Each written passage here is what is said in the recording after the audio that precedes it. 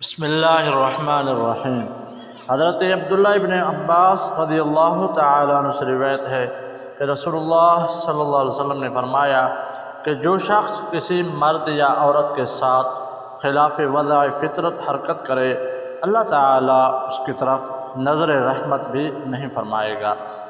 تشریح: بیچارے حیوانات بھی جو عقل و تمیز سے محروم ہیں، وہ بھی شہوت کا تقاضا خلاف فطرت طریقے سے پورا نہیں کرتے، بس جو انسان ایسا کرتے ہیں وہ حیوانوں سے بھی بدتر اور ثم رددناہ اسفل سافلین کے مصداق ہے۔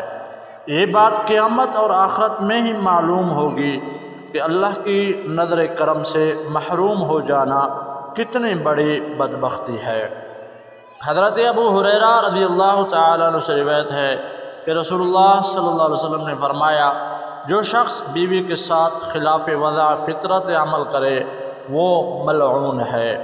حضرت ابو سعید خدری رضی اللہ تعالیٰ عنہ سے روایت ہے کہ رسول اللہ صلی اللہ علیہ وسلم نے فرمایا کہ قیامت کے دن اللہ کے ہاں وہ آدمی بدترین درجے میں ہوگا جو بیوی سے ہم بستری کے بعد اس کا راز فاش کرے۔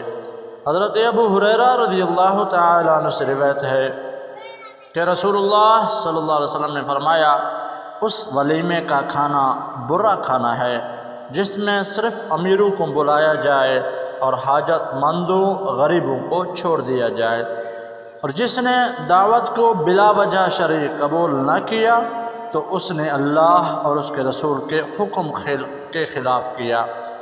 حدیث کی تشریح: جو پہلا جز ہے اس کا مطلب یہ ہے جب کوئی ولیمہ کرے تو غریبوں حاجت مندوں کو نظر انداز نہ کرے، ان کو ضرور دعوت دے۔ جس ولیمے میں ان کو نہ بلایا جائے، صرف امیروں اور بڑوں لوگوں کو مدعو کیا جائے، اس کا کھانا اس لائق نہیں کہ کھایا جائے۔ ظاہر ہے کہ ولیمہ کے علاوہ دوسری قسم کی دعوتوں کا حکم بھی یہی ہے۔ حدیث کے دوسرے جز کا مقصد و مدعو یہ ہے، اگر کوئی شرعی مانع یا مجبوری نہ ہو تو مسلمان بھائی کی دعوت قبول کرنا چاہیے۔ اس سے دلوں میں جوڑ پیدا ہوتا ہے اور قبول نہ کرنے سے دلوں میں دوری اور بدگمانی پیدا ہو سکتی ہے۔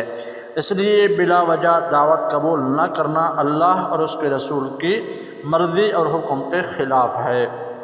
حضرت عبداللہ ابن عباس رضی اللہ تعالیٰ عنہ روایت فرماتے ہیں کہ رسول اللہ صلی اللہ علیہ وسلم نے باہم مقابلہ کرنے والوں کا کھانا کھانے سے منع فرمایا۔